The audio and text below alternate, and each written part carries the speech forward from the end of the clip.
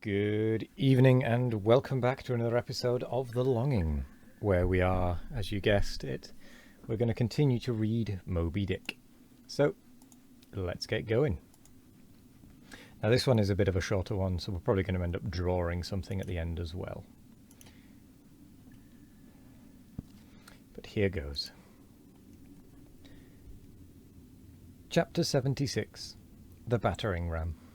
Ere quitting, for the nonce, the sperm whale's head, I would have you, as a sensible physiologist, particularly remark its front aspect.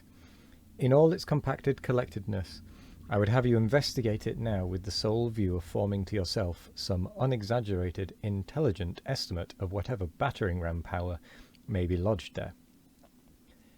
Here is a vital point, for you must either satisfactorily settle this matter with yourself, or forever remain an infidel as to one of the most appalling, but not the less true events, perhaps anywhere to be found in all recorded history. You observe that in the ordinary swimming position of the sperm whale, the front of his head presents an almost wholly vertical plane to the water. You observe that the lower part of that front slopes considerably backwards, so as to furnish more of a retreat for the long socket, which receives the boom-like lower jaw. You observe that the mouth is entirely under the head, much in the same way, indeed, as though your own mouth were entirely under your chin. Moreover, you observe that the whale has no external nose, and that the nose he has, his spout hole, is on the top of his head. You observe that his eyes and ears are at the sides of his head, nearly 1/3 of his entire length from the front. Wherefore, you must now have perceived that the front of the sperm whale's head is a dead, blind wall, without a single organ or tender prominence of any sort whatsoever. Furthermore, you are now to consider that only in the extreme lower backward sloping part of the front of the head is there the slightest vestige of bone, and not till you get near 20 feet from the forehead do you come to the full cranial development, so that this whole enormous boneless mass is as one wad. Finally, though, as will soon be revealed, its contents partly comprise the most delicate oil. Yet you are now to be apprised of the nature of the substance which so impregnably invests all that apparent effeminacy. In some previous place I have described to you how the blubber wraps the body of the whale, as the rind wraps an orange. Just so with the head, but with this difference. About the head this envelope, though not so thick, is of a boneless toughness, inestimable by any man who has not handled it. The severest pointed harpoon, the sharpest lance darted by the strongest human arm, impotently rebounds from it. It is as though the forehead of the sperm whale were paved with horses' hooves. I do not think that any sensation lurks in it. Bethink yourself also of another thing. When two large loaded Indiamen chance to crowd and crush towards each other in the docks, what do the sailors do? They do not suspend between them, at the point of coming contact, any merely hard substance, like iron or wood. No, they hold there a large round wad of tow and cork, enveloped in the thickest and toughest of oxhide, that bravely and uninjured takes the jam, which would have snapped all their oaken handspikes and iron crowbars. By itself this sufficiently illustrates the obvious fact I drive at.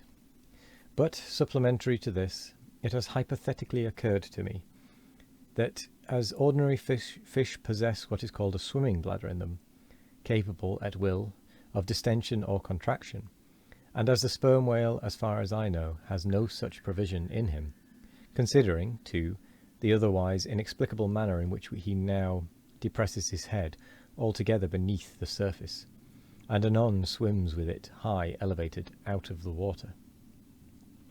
Considering the unobstructed elasticity of its envelope, considering the unique interior of his head, it has hypothetically occurred to me, I say, that those mystical lung-celled honeycombs there may possibly have some hitherto unknown and unsuspected connection with the outer air, so as to be susceptible to atmospheric distension and contraction.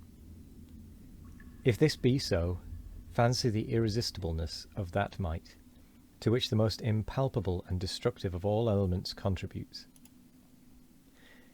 Now mark, unerringly impelling this dead, impregnable, uninjurable wall, and this most buoyant thing within, there swims behind it all a mass of tremendous life, only to be adequately estimated as piled wood is by the cord, and all obedient to one volition, as the smallest insect, so that when I shall hereafter detail to you all the specialities and concentrations of potency everywhere lurking in this expansive monster, when I shall show you some of his more inconsiderable braining feats, I trust you will have renounced all ignorant incredulity, and be ready to abide by this, that though the sperm whale stove a passage through the Isthmus of Darien, and mixed the Atlantic with the Pacific, you would not elevate one hair of your eyebrow,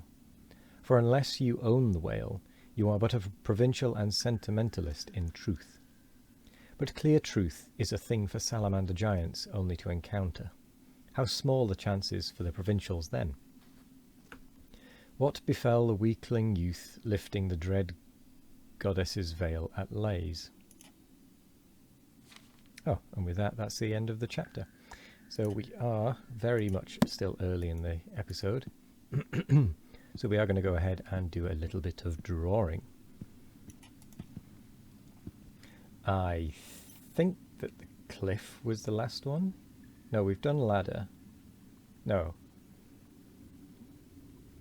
We've done one ladder. This is why I should have left the most recent one visible. Yoink.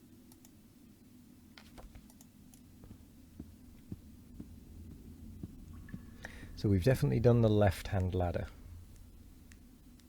but it's whether we've done any of the other ones, and I do believe we haven't.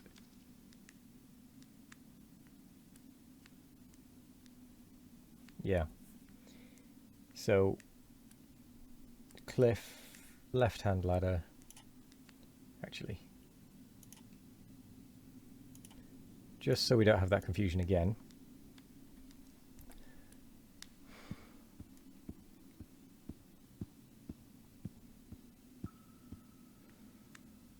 I'm going to move that other one down.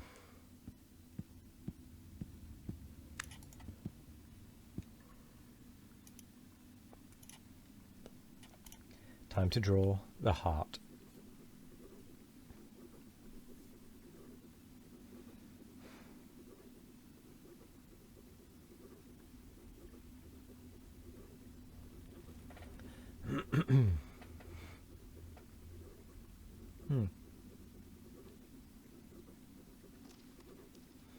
We are definitely making good progress through Moby Dick, though.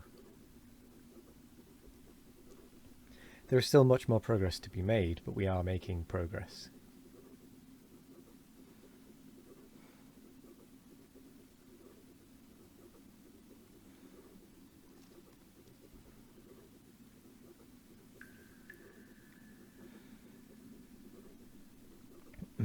I had forgotten that the multiple coloured ones take a little bit longer to paint or draw than the standard single colour ones. But it should take us... Excuse me. It should take us nicely to the end of the episode. Or maybe it'll finish just before. But that's fine.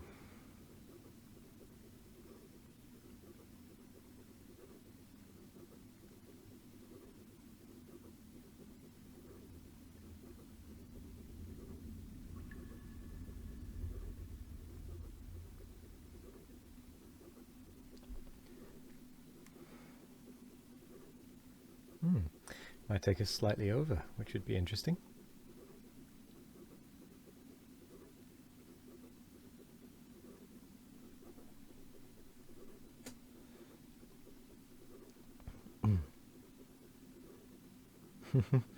We are ever so slightly over the 10 minutes, which is good. So, with that in mind, we are going to be saying goodbye as of now. So, thank you very much for joining me.